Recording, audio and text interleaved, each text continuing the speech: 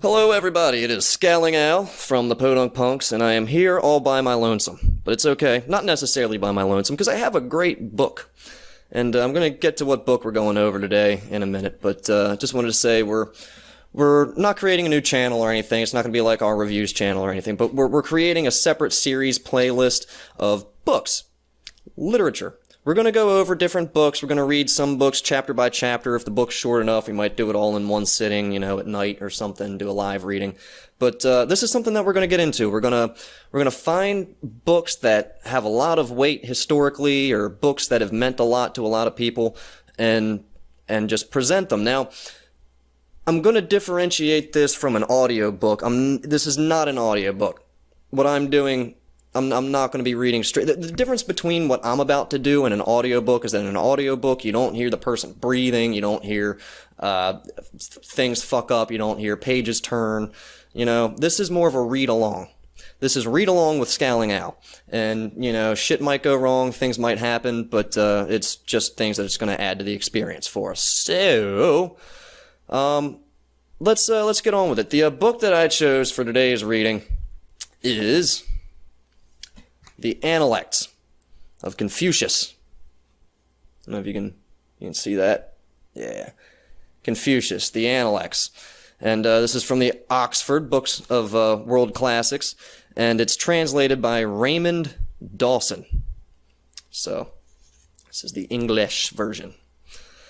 Anyway, I'm not going to read the intro or anything. I don't read intros in this series, I don't think, unless the intro is by somebody really famous. We're going to read it. I like jumping straight into books. If you want to read an intro, suck my dick. Anyway, so, Book 1. The Master Said. To learn something and at times to practice it, surely that is a pleasure. To have friends coming from distant places, surely that is delightful. But not to be resentful at others' failure, to appreciate one, surely that is to be a true gentleman. 2. Master Yu said, few indeed are those who are naturally filial towards their parents and dutiful towards their elder brothers, but are fond of opposing their superiors, and it never happens that those who do not like opposing their superiors are fond of creating civil disorder. The gentleman concerns himself with the root, and if the root is firmly planted, the way grows. Filial piety and fraternal duty, surely they are the roots of humaneness. And real quick, if I say something, I'm going to say aside. Like, if something strikes my fancy and I need to comment on it, I'm going to say aside, and then say what I'm going to say, and then say back into the book. So, with that aside, back into the book. 3. The Master said, clever words and a plausible appearance have seldom turned out to be humane. 4. Master Zhang said, every day I examine my character in 3 respects. Am I disloyal in my designs for others? Am I untrustworthy in my dealings with friends? Have I failed to practice what has been passed on to me? 5. The Master said, in leading a country of 1,000 chariots, one deals reverently with the businesses and exercises good faith. One is economical in expenditure and displays love of others, and one employs the people only in due season. 6. The Master said, young men should be filial when at home and respectful to elders when they are away from home. They should be earnest and trustworthy. Although they should love the multitude far and wide, they should be intimate only with the humane. If they have any energy to spare after so doing, they should use it to study culture. 7. Zixia said, that's Z-I-X-I-A, said, if he appreciates men of quality, if he makes light of sexual attraction, if in serving his father and mother he is capable of using his strength to the utmost, if in serving his Lord he is capable of offering up his life, if in his dealings with friends he is trustworthy in what he says, I would certainly call him learned. even if it is said that he has never studied. I like that. I like that. Aside real quick, I really like that line. I'm going to read it one more time. This is Book 1, Edict 7. Zixia said, if he appreciates men of quality, if he makes light of sexual attraction in serving his father and mother, he is capable of using his strength to the utmost. If in serving his lord he is capable of offering up his life in his dealings with friends, he is trustworthy in what he says, I would certainly call him learned, even if it is said that he has never studied. So, moving on. Number 8. The master said, if this gentleman is not grave, then he does not inspire awe. If he studies, then he is not inflexible. He takes loyalty and good faith as his first principles, and he has no friends who are not up to his own standard. If he commits a fault, he should not shrink from correcting it. I like that line too. Number 9. Master Zhang said, show solicitude for parents at the end of their lives, and continue this with sacrifices when they are far away, and the people's virtue will be restored to fullness. 10. Zihuan asked Zigong, when our master arrives at a certain country, he always hears about its government. Does he seek this information, or do they give it to him? Zigong said, the master is warm, amiable, courteous, frugal, and differential, and through these qualities he obtains the information. Surely the master's method of seeking it is different from the way other men seek it? So, aside, I like this too. He says, when our master arrives at a certain country, he always hears about his government. And you know, he's asking about it, and the guy replies with, you know, our master is warm, amiable, courteous, frugal, and differential. And he analyzes a country's culture, including their government, through these qualities. So, and they're highlighting it, saying that surely his method is different from the way that a lot of other people seek it. I mean, surely we all know people who aren't warm, amiable, courteous, and frugal, or differential, you know. It's easy to cross your arms and be like, what the hell is wrong with you people? But it's good to practice an open mind and be like the master here. So, aside over with, back to the book. Number 11. The master said, when his father is alive, you observe a man's intentions. It is when the father is dead that you observe the man's actions. If for 3 years he makes no change from the ways of his father, he may be called filial. And filial, aside, filial is your inherent duty to your elders. That's pretty much what it is. So, and I mean, Chinese, Japanese culture is heavily based around filial piety. That's the word that they use a ton. So it's all based around, you know, be good to your elders, respect your elders. That is an inherent duty to every person in order to follow the way. So, side over with, back to the book. 12. The Master Yu said, in the practice of the rites, harmony is regarded as the most valuable thing, and in the ways of the ancient kings this is regarded as the most beautiful thing. It is adopted in all matters, both small and great, but sometimes it does not work. If you behave harmoniously because you understand harmony, but do not regulate your conduct with ritual, surely that cannot be made to do work. 13. Master Yu said, when good faith is in close to righteousness, one's words may be fulfilled. When courtesy is close to the rights, one keeps shame and dishonor at a distance. If in marriage one does not bring loss to one's relatives, one is surely fit to be honored as head of the clan. 14. The master said, a gentleman avoids seeking to satisfy his appetite to the full when he eats, and avoids seeking comfort when he is at home. He is diligent in deed and cautious in words, and he associates with possessors of the way and is putting right by them. He may simply be said to be fond of learning. Aside real quick, I like this line as well. I'm going to read it one more time. A gentleman avoids seeking to satisfy his appetite to the full when he eats, and avoids seeking comfort when he's at home. So basically, don't get too used to the pleasures of home, right? When you're out and about, it's really easy to think of home and be like, man, I really wish I had this, I really wish I had that.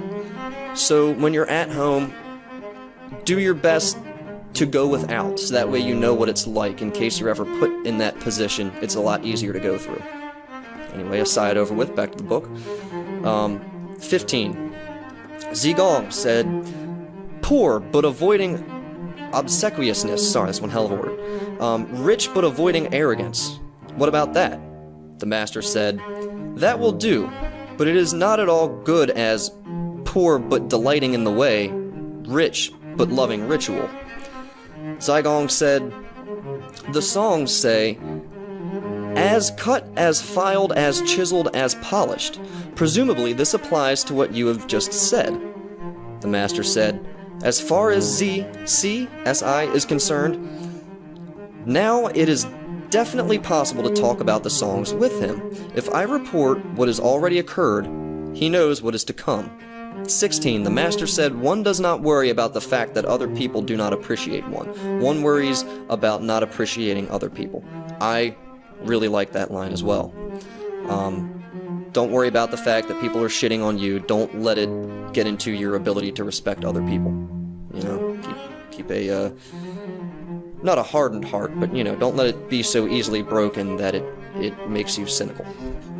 So now that's book 1. We're going to get into book 2 here. But before I do that, I need to relieve myself of this terrible, terrible cotton mouth.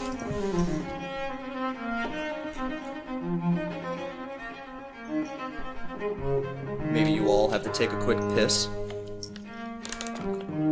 Maybe I have to slap this butt pussy that's in front of me. Who knows? I think I know. And the answer is yes.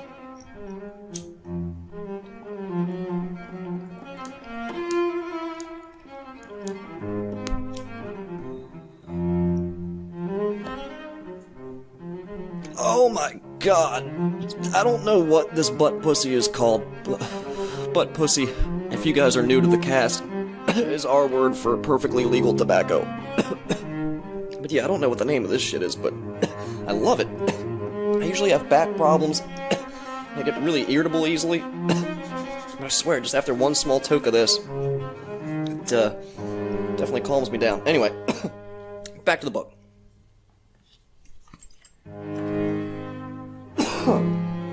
This is what I meant by it's a read-along. You're reading on my terms, motherfuckers. But, so I don't piss you all off too much with my bullshit. Book 2, the master said, the practice of government by means of virtue may be compared with the pole star, which the multitudinous stars pay homage to while it stays in place. Ooh. 2, the master said, the songs number 300, but I will cover their meaning with a single quotation. Quote, let there be no depravity in your thoughts. Wow. The master just summarized 300 songs for you guys. I hope you appreciate that. 3. The master said, if you lead them by means of government and keep order among them by means of punishments, the people are without conscience in evading them. If you lead them by means of virtue and keep their order among them by means of ritual, they have a conscience and moreover will submit. 4. The master said, at 15 I set my heart on learning, at 30 I was established, at 40 I had no perplexities, and at 50 I understood the decrees of heaven, at 60 my ear was in accord, and at 70 I followed what my heart desired, but did not transgress what was right. I like that. Nice little chronology, nice little how to behave yourself throughout, well, not even how to behave.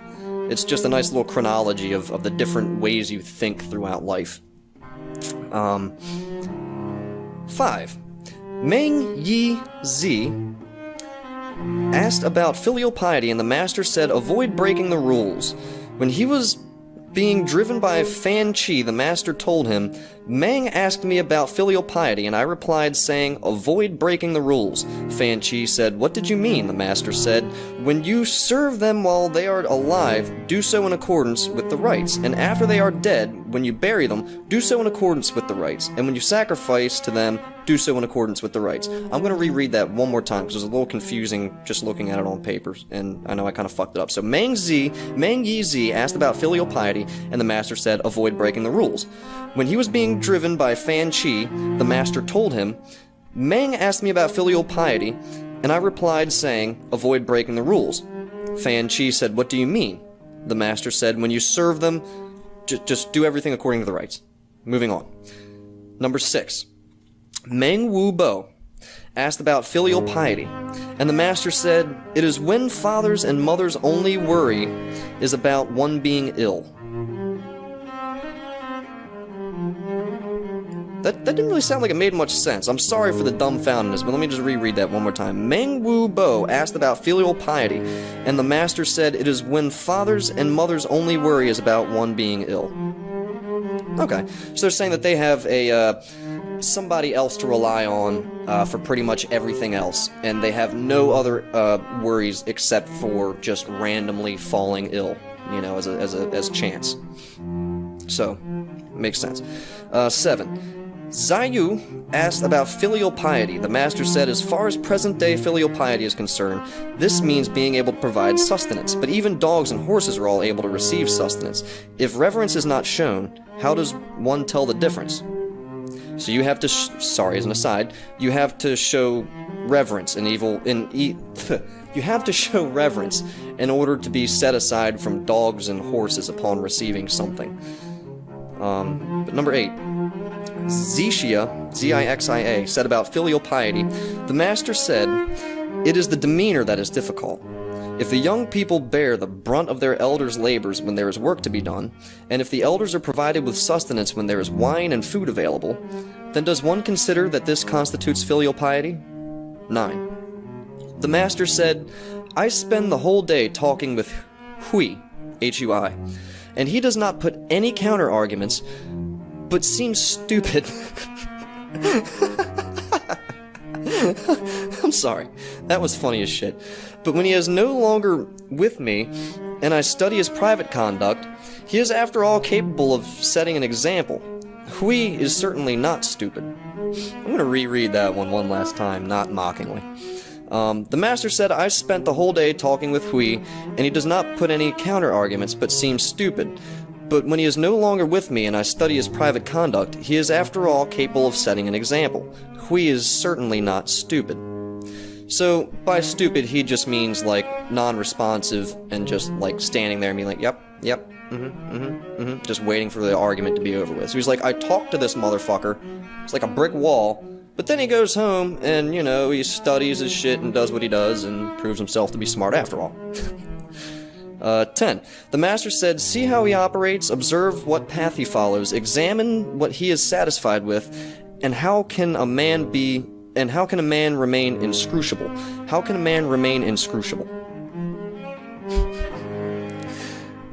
So, yeah, that's just him saying, how the hell can people remain inscrutable? You have to just fucking analyze people, like, see how they operate, observe what path they follow, examine what they're satisfied with, and yeah, you can just go on and on and on. I think he's saying, like, how can a man remain inscrutable? How can a man remain inscrutable? I think he's saying, like, wow, you know, the list could just go on and on and on. My, how could he be this? 11. The master said, if by keeping the old warm, one can provide understanding of the new, one is fit to be a teacher. If by keeping the old warm, one can provide an understanding of the new, one is fit to be a teacher. Yeah, so, you know, pay homage to history, see the old, keep it, you know, on the back burner at all times, remember history. If one does not learn from history, it's bound to repeat itself. That's how you provide an understanding of the new. Makes sense. 12. The master said, a gentleman does not behave as an implement. Yeah, makes sense. You are not a means to somebody else's end. Don't act in that manner. Think for yourself, act for yourself. Don't be an implement for somebody else's shit. 13. Zai asked about the gentleman. The master said, he puts his sayings into action before adopting them as guidelines. Makes sense. You should probably act out your beliefs and make sure they're not things that you would normally get arrested for. You know, take those kind of things into consideration before adopting them as guidelines. 14. The master said, the gentleman has universal sympathies and is not partisan. The small man is partisan and does not have universal sympathies. Okay, I like that line too. 15, let me wet my whistle because I believe my cottonmouth at this point is becoming very noticeable.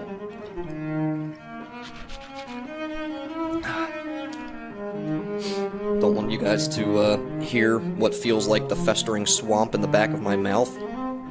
When I say festering swamp, I mean, imagine the sunlight that's been hitting a swamp for a really long time, and it's just like this dried up muck.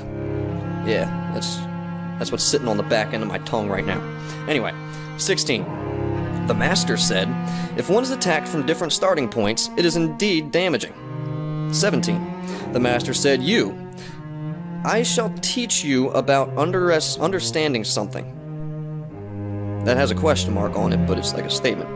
Oh, shall I teach you about understanding something? Jesus Christ. When you understand something, to recognize that you understand it, but when you do not when you understand something, to recognize that you understand it, but when you do not understand something, to recognize that you do not understand it, that is understanding.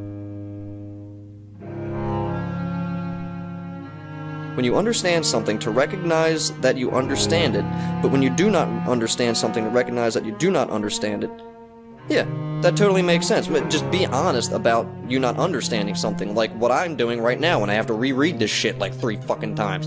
And let's be real though, when you read a book, sometimes you skim over stuff in your head a little too quick and you gotta reread the same line over and over again. I haven't cracked this book open yet. So, this is me reading it for the first time.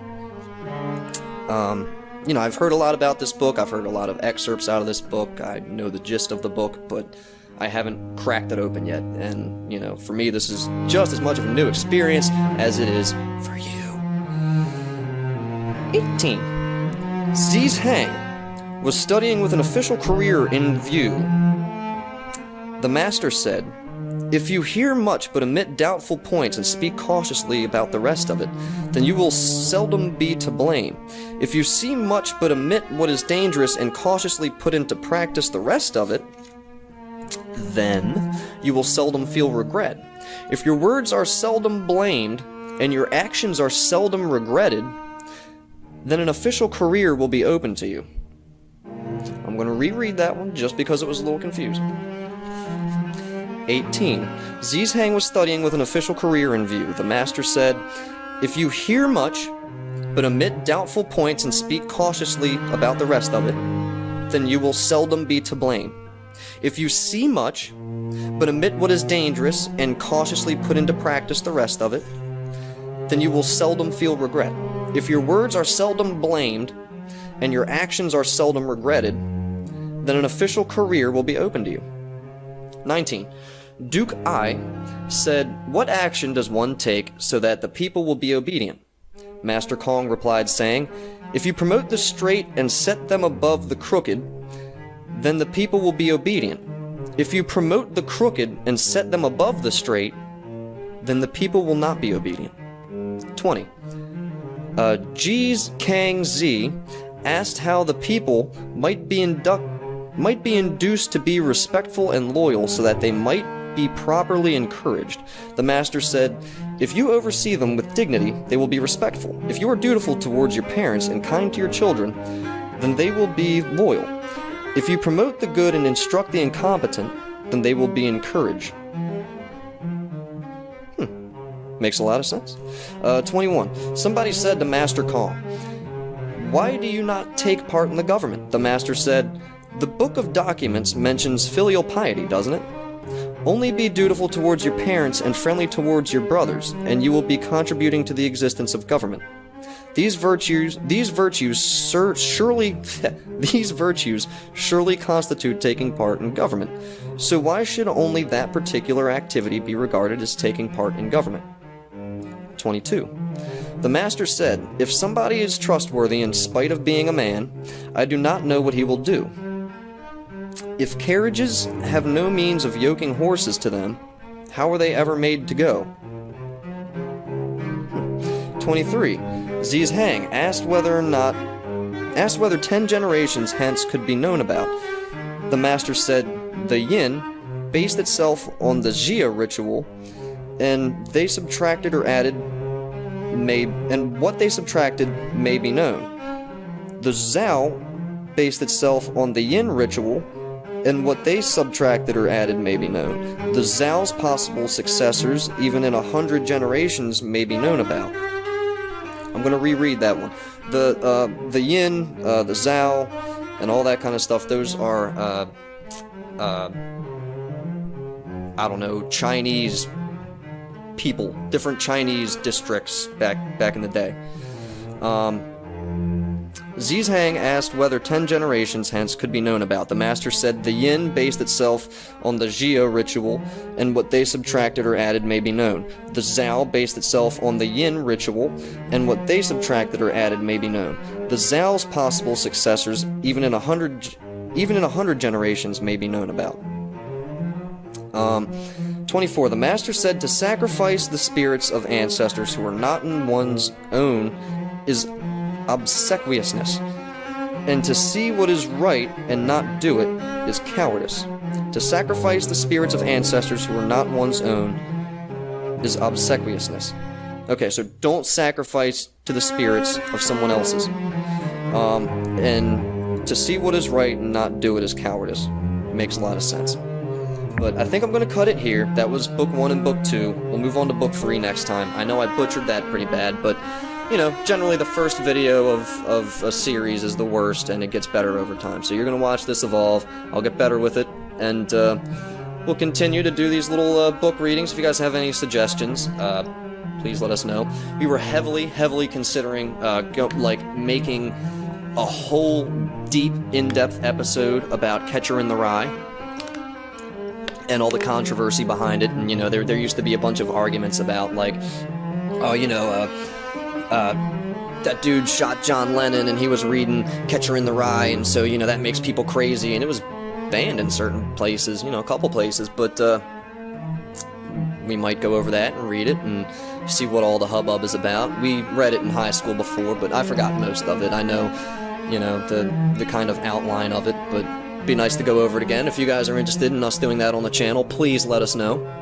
And like I said, if you have any other suggestions, email us. You can always hit us up in the comments. You can email us thepodunkpunks@gmail.com. Hit up our Patreon. We're always running out of microphone cables, and there's little fucking golden converter things, man, for like 3.55 or whatever the fuck millimeter to quarter inch. Dude, you can't find those in stores anymore. Like Radio Shack just went up. Jesus Christ, like you gotta go all the way to like a Best Buy now. I don't even know if they have them. But yeah, I gotta order them online. Not that that's, you know, a bitch, but it's just surprising. Can't find anything anymore. I'm rambling. I'm ScowlingAl. Please join us next time.